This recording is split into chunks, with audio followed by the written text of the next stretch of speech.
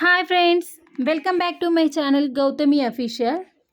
సింపుల్గా ఇలా గ్రేవీతో egg curry ఎలా చేయాలో చూద్దాం. ముందుగా ఇలా స్టవ్ పైన ఎగ్స్ని ఉడకబెట్టుకుంటున్నాను. ఇలా మిక్సీ జార్లో ఆనియన్స్, పచ్చిమిర్చి, కొద్దిగా సాల్ట్ వేసి మిక్సీ చేసుకుందాం. చూడండి ఫ్రెండ్స్, ఇలా మెత్తగా గ్రైండ్ చేసి పెట్టుకోవాలి. ఫ్రెండ్స్, ఉడికిన గుడ్లని ఇలా పొట్టు తీసి పెట్టుకుందాం. అలా ఇలా ఒక చిన్న కడాయి ఇంట్లో చేసిన నెయ్యితో కర్రీస్ ప్రిపేర్ చేస్తే చాలా టేస్టీగా వస్తాయి. మీరు కూడా ట్రై చేయండి ఫ్రెండ్స్. ఆయిల్ తక్కువ వేసుకొని నెయ్యి ఎక్కువ వేసుకోండి. నేనైతే 1 టేబుల్ స్పూన్ నెయ్యి వేస్తున్నాను.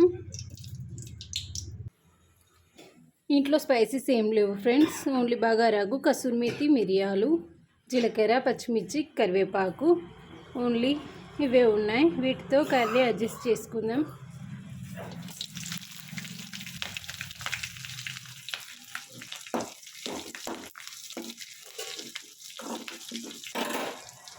ఇప్పుడు ఇందులోకి ఆనియన్ పేస్ట్ వేసిద్దాం.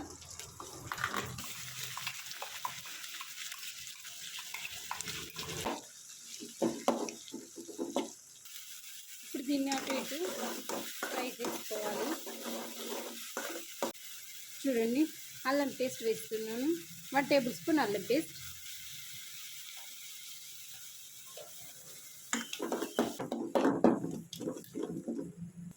చూడండి ఫ్రెండ్స్, గ్రేవీ మొత్తం గోల్డెన్ కలర్లోకి వచ్చాక ఇందులో కొద్దిగా పసుపు వేసుకుందాం. సాల్ట్ ఆల్రెడీ ఆనియన్ పేస్ట్లో వేసాను కాబట్టి ఇప్పుడు వేయొద్దు. అలాగే గరం మసాలా బాగా మిక్స్ చేసుకుందాం.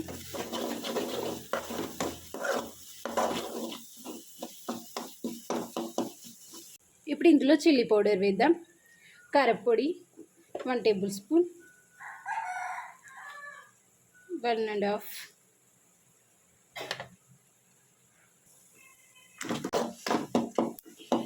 ఇప్పుడు ఇందులో కొన్ని వాటర్ పోసుకుందాం.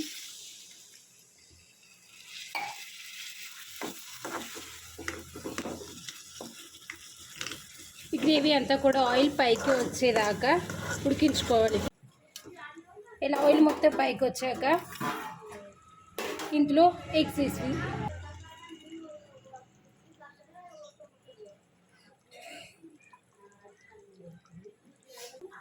మూత పెట్టుకుందాం. 5 నిమిషాల్లో ఎగ్ కర్రీ రెడీ. ఇప్పుడు వేడి వేడి అన్నంలోకి ఈ ఎగ్ కర్రీ సర్వ్ చేసుకొని తింటే చాలా బాగుంటుంది. మీకు కనుక నా వీడియో నచ్చినట్లయితే లైక్ చేయండి, షేర్ చేయండి అండ్ కామెంట్ కూడా చేయండి ఫ్రెండ్స్. మరిన్ని మంచి మంచి వీడియోస్ కోసం నా ఛానల్ని సబ్స్క్రైబ్ చేసుకోండి. Thank you.